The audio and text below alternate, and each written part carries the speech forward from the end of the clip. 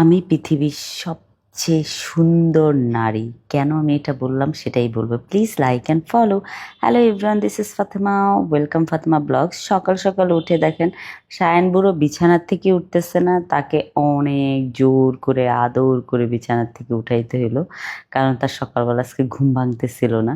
তা আমি যে তাকে অনেক আদর করে ঘুম ভাঙাচ্ছিলাম। আর যারা অনেক আগেই উঠে গেছে, যারা সকালবেলা উঠে আমার সাথে এসে অনেক কিছু করেছে। তো এখানে হলো সায়ান দাঁড়িয়ে দাঁড়িয়ে কান্না করতেছে, কারণ হলো তাকে বলা হয়েছে যে তাকে রেখে আমি বাজারে চলে যাব। তা অনেক কান্নাকাটি করে আমাকে পটিয়ে এখন আমার সাথে হলো সে বাজারে যাবে।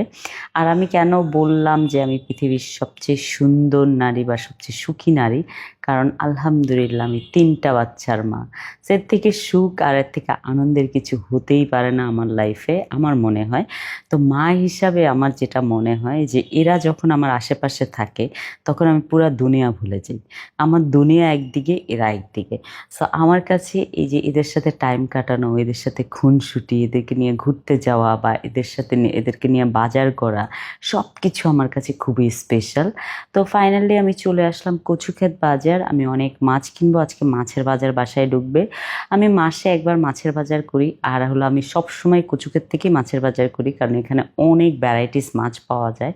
তো সেই জন্য মাছ কেনার জন্য চলে আসলাম। আর রবিবারে একটু ভিড়টা কমেই থাকে, সো এখানে এসে মাছ সবজি সব কিছু কিনা অনেক বেশি মজা পাওয়া যায়। তো এখানে হলো মুরগির বাজারও আছে, চলে আসলাম মুরগির বাজারে। আমি এত টায়ার্ড হয়ে গেছি, আমি 1.5 ঘন্টা হাইটা বাজার করছি।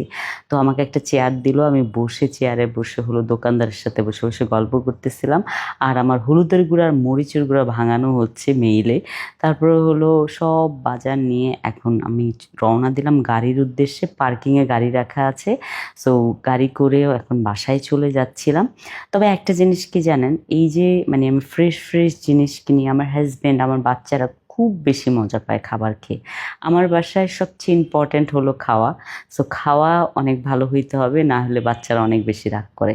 এই যে দেখেন যারার রাগ, যারা যারা না দেখেন, এই দেখেন যারার রাগ। যারাকে কেন নিয়ে যাওয়া হয় নাই, সেই জন্য যারা এত এত কান্না করছে যখন আমরা বাসায় ঢুকলাম।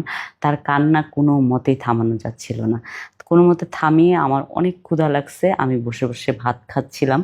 ওখানে হলো মানে আমার ড্রয়িং রুমে ডাইনিং রুমে এত বেশি বাজে স্মেল হয়ে গেছে, সেই জন্য আমি যে বাচ্চাদের রুমে খাবার খাচ্ছিলাম।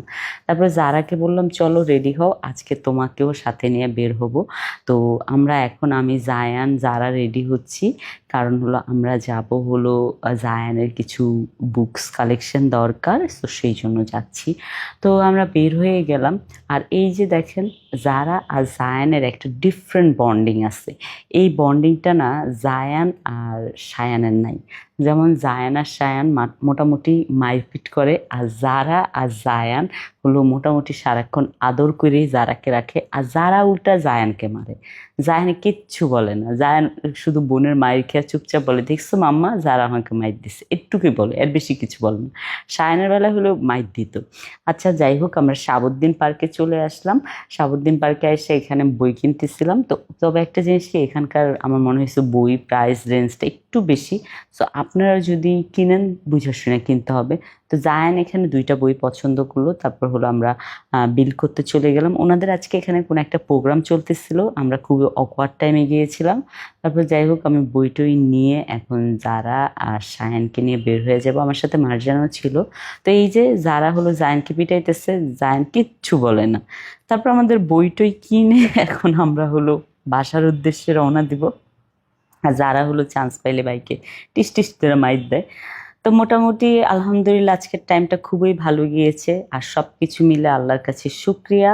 আর আপনারা সবাই আমার ফ্যামিলির জন্য অনেক অনেক দোয়া করবেন, আমিও আপনাদের জন্য দোয়া করি।